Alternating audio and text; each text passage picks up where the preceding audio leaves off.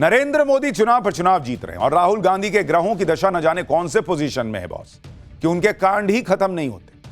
अब संसद के धक्का मुक्की कांड ने राहुल गांधी की अलग फजीहत करा दी। ऊपर से राहुल गांधी जिस तरह से चोटिल सांसद से मिले और अहंकार भरे भाव के साथ कट लिए, उससे उनकी छीछा लेदर अलग हो रही। लेकिन आज की डेट में सबके मन में यही सवाल है कि एफआईआर तो हो गई, लेकिन क्या राहुल गांधी गिरफ्तार होंगे? क्या राहुल गांधी जेल जाएंगे? क्या बीजेपी ने ऐसे ही एफआईआर करा दी या वाकई राहुल को जेल भेजने का कोई सीन भी है?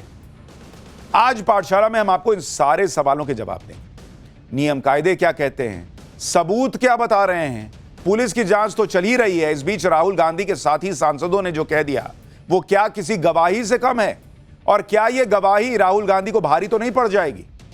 आप भी सोच रहे होंगे कि राहुल गांधी के किन साथियों ने ऐसी गवाही दे दी जो राहुल गांधी को फंसा सकती है। भाई आज आपको सब दिखाऊंगा, सब बताऊंगा।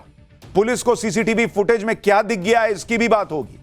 लेकिन आप कांग्रेस का एटीट्यूड देखिए बॉस। पहले इतना बवाल हो गया, दो सांसद अस्पताल में हैं, लेकिन कांग्रेस और उनका इकोसिस्टम चोटिल सांसदों को ही नौटंकीबाज बता रहा है और राहुल गांधी को हीरो बताने में लगा हुआ है।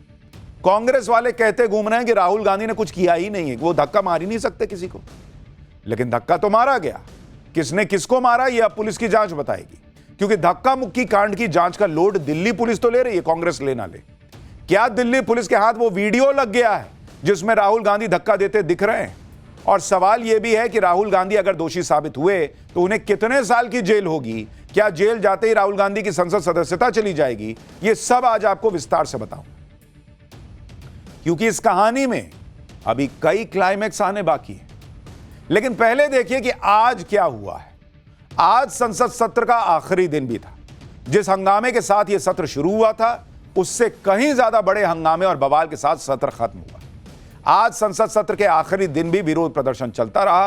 अंबेडकर पर अमित शाह के बयान के विरोध में कांग्रेस ने प्रोटेस्ट किया। मल्लिकार्जुन खड़गे से लेकर प्रियंका वाड्रा तक प्रोटेस्ट में शामिल हुए। बीजेपी ने संसद सत्र के आखिरी दिन राहुल गांधी के खिलाफ जोरदार प्रोटेस्ट मार्च निकाला।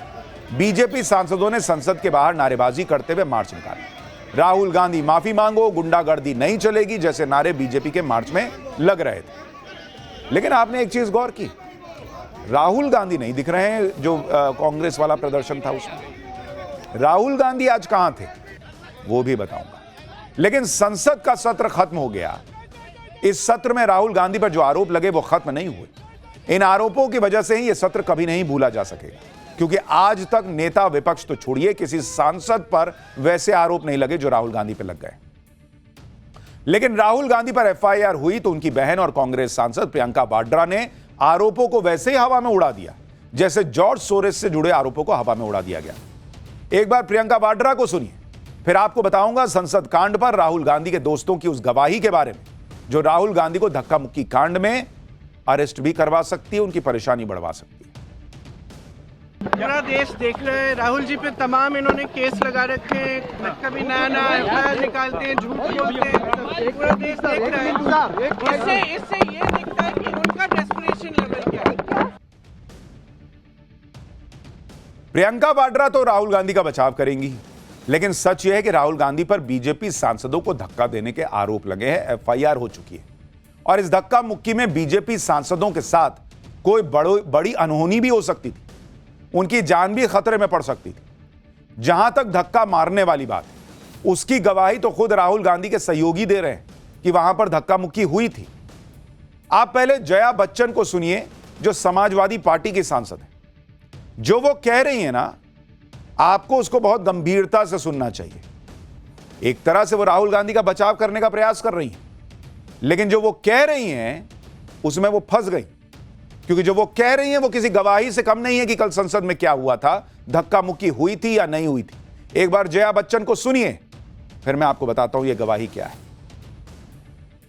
सारंगी जी नाटक कर रहे हैं। उन्होंने क्या किया था अपने जीवन में, पहले उड़ीसा में उन्होंने क्या क्या चीजें की थी, वो ये बेकार थे। हम लोग सब हाउस के अंदर जा रहे थे, जिस तरह से इन लोग खड़े हुए, जिस तरह से इन लोग हम लोग को अंदर नहीं जाने दे रहे। अगर आपको सीढ़ी से ऊपर चढ़ना है, सारी सीढ़ी में ऐसे मोटे मोटे लोग अगर वो गिरेगा तो दूसरे को तो लगेगा ही, बेकार का ड्रामा है ये सब। देखिए मैं आपको एक चीज़ बताऊं, ये दोनों राजपूत जी और सारंगी जी और जो नागालैंड की महिला है, इससे बढ़िया परफॉर्मेंस तो मैंने अपनी करियर में कभी नहीं। जया बच्चन को फिल्मों में स्क्रिप्ट पढ़कर डायलॉग बोलने की आदत है, यहां स्क्रिप्ट थी नहीं। उन्होंने प्रयास तो अच्छा किया, लेकिन उन्होंने राहुल गांधी को ही फंसा दिया। जया बच्चन ने हालांकि बॉडी शेमिंग भी कर दी कि मोटे मोटे सांसद खड़े थे। उन्होंने महिला सांसद की भी बेइज्जती कर दी कि सब इससे बड़ा ड्रामा मैंने नहीं देखा। सारंगी साहब को भी कह दिया कि वो ड्रामा कर रहे हैं। लेकिन जया बच्चन बोलते बोलते ये भी मान रही हैं कि वहां एक दूसरे पर लोग गिर रहे थे और गिरेंगे तो चोट लगेगी। यानी एक तरफ तो वो चोट को नौटंकी बता रही हैं, दूसरी तरफ ये भी कह रही हैं कि मोटे मोटे लोग खड़े थे, गिरेंगे तो चोट लगेगी। और वो ये भी कह रही हैं कि वो लोग रास्ता रोक के खड़े थे, हम लोग आगे बढ़ रहे थे, और उसके बाद कट फिर कहती हैं कि वो लोग मोटे मोटे लोग थे, गिरेंगे तो चोट लगेगी। यानी सीधी सी बात यह है कि वहां पर धक्का मुक्की हुई। ये जया बच्चन अपने बातों से एक तरह से साबित कर रही है। भाई वो कह रही है कि एक तो किसी को बॉडी शेविंग नहीं करनी चाहिए, कौन मोटा है पतला, ये बोलने का क्या तरीका है भाई कि मोटे मोटे लोग खड़े थे, कोई आपके बारे में कुछ बोल देगा तो आपको अच्छा लगेगा। और कह रही है कि वो लोग जाने नहीं दे रहे थे, हमको चढ़ना था, तो जो जाने नहीं दे रहा था वो अचानक खुद ही गिर जाएगा, ऐसा तो नहीं हो सकता। यानी जया बच्चन को सुन के ये लग रहा है कि वहां धक्का मुक्की हुई थी, ये उसकी गवाही दे रही। और आप सोचिए, बीजेपी की महिला सांसद फांगनोन कोन्याक वो राहुल गांधी पे गंभीर आरोप लगा रही हैं, रो रही हैं। जया बच्चन ने उसका भी मजाक उड़ा दिया कि इससे अच्छी मैंने एक्टिंग नहीं देखी। ये खुद एक महिला है बॉस, सीनियर सांसद हैं, कम से कम उनसे इतनी उम्मीद तो की जा सकती थी कि अगर एक महिला सांसद कोई गंभीर आरोप लगा रही है तो उसका समर्थन ना करें, लेकिन एक तरह से उसका मजाक तो ना बनाएं। क्योंकि बीजेपी की महिला सांसद फांगनोन ने राहुल गांधी पर कोई राजनीतिक आरोप नहीं लगाया, वो ऐसे आरोप थे जो महिला के प्रताड़ना से जुड़े थे, जिसके बारे में बताने में भी सांसद फांगनोन कोन्याक असहज हो रही थी। ये ऐसे आरोप थे जो एक महिला के सम्मान और इज्जत से जुड़े हुए थे। बीजेपी की महिला सांसद फांगनोन कोन्याक ने कहा था कि राहुल गांधी उनके बहुत करीब आकर खड़े हो गए थे, मैं बहुत अनकंफर्टेबल हो गई थी, राहुल गांधी उन पर चिल्ला रहे थे। सिर्फ जया बच्चन ही नहीं, कांग्रेस भी अब फांगनोन कोन्याक को टारगेट कर रही है। कांग्रेस सांसद हीबी ईडेन ने लोकसभा स्पीकर को लेटर लिखकर बीजेपी सांसद के आरोपों को झूठा बता दिया है, कह दिया है कि राहुल गांधी को बदनाम करने के लिए आरोप लगाए गए। कांग्रेस सांसद प्रमोद तिवारी को भी आप सुन लीजिए, वो तो बीजेपी की महिला सांसद पर उल्टे ही आरोप लगा रहे हैं कि सांसद फांगनोन कोन्याक उनका रास्ता रोक रही थी। मतलब ये जैसे राहुल गांधी ने नहीं कहा कल सारंगी साहब के पास जाकर कि इन्होंने मुझे धक्का दिया, वैसे ही अब प्रमोद तिवारी कह रहे हैं कि वो महिला सांसद उनको रोक रही थी। एक बार उनको सुनिए, फिर मैं बताता हूं कि धक्का मुक्की कांड पर राहुल के दोस्तों की दूसरी गवाही क्या कहती है। मैं जा रहा था, मुझे यही महिला सदस्य, क्या नाम है उनका, हो यूं करके रोक रही, तो मैं तो डर गया। तो जो कुछ हो रहा था, अरे यार नागालैंड वाली, क्या नाम उनका, कोन्याक, पी कोन्याक जी, मैंने तो अपने स्वास्थ्य का ध्यान में रखते हुए पीछे हट गया। मैं ये डर गए, जैसे 70 साल के पतले दुबले व्यक्ति, बुजुर्ग व्यक्ति सारंगी साहब ने राहुल गांधी को धक्का दे दिया, वैसे ही महिला सांसद इनको रोक रही थी और ये डर गए, अरे बाप रे मेरी सेहत पता नहीं क्या हो जाएगा। राहुल गांधी के डिफेंस में न जाने अब क्या क्या कहा जा रहा है। कांग्रेस राहुल गांधी पर बोली जा रही हर बात को ही झुठला दे रही है। पुलिस के जांच को खत्म होने का भी इंतजार नहीं कर रही। लेकिन राहुल गांधी के इंडिया अलायंस के साथी जो बातें कह रहे हैं वो तो राहुल गांधी के खिलाफ एक तरह से गवाही है, उसको कैसे झुठलाइएगा भाई। जया बच्चन बोली ना वहां मोटे मोटे लोग खड़े थे, गिरेंगे तो चोट तो लगेगी। मतलब कोई आदमी खड़े खड़े खुद ही तो नहीं गिर गया होगा कि मैं गिर जाता हूं पीछे वाले को चोट लगाता हूं, इसका मतलब किसी ने पुश किया होगा।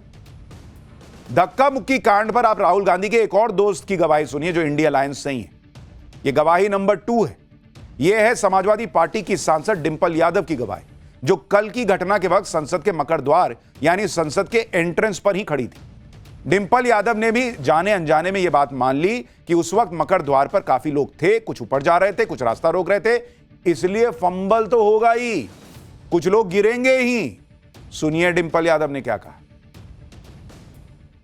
सब लोग स्टेज में खड़े हुए थे और जहां सब स्टेज में खड़े थे और जहां ऊपर जाने के प्रयास में थे, क्योंकि एंट्रेंस तो वही है पार्लियामेंट से, अंदर तो 11 बजे अंदर मकर द्वार से ही जाना है सब एमपीज को, और जहां बीजेपी वालों ने रास्ता रोकने का काम किया, तो डेफिनेटली जब इतने सारे लोग हैं, एक लोग ऊपर जाना चाह रहे हैं, एक लोग रोक रहे हैं, तो जो उसका जो रिपरकशन हुआ, जो एक फंबल हुआ, तो पीछे जो स्टेज में लोग थे वो डेफिनेटली वो गिरेंगे ही गिरेंगे, बिकॉज स्टेज में आप खड़े हैं, आप बैलेंस कैसे बनाएंगे स्टेज में, एंड इतने बुजुर्ग लोग हैं, कैसे बैलेंस बना पाएंगे। तो इसके लिए केवल भारतीय जनता पार्टी के मेंबर ऑफ पार्लियामेंट जिम्मेदार है। डिंपल यादव का यह बयान भी बहुत अहम है। वो साफ साफ कह रही हैं कि इतनी भीड़ में सीढ़ियों पर जो लोग थे वो तो गिरेंगे ही, बुजुर्ग लोग कैसे बैलेंस बनाएंगे।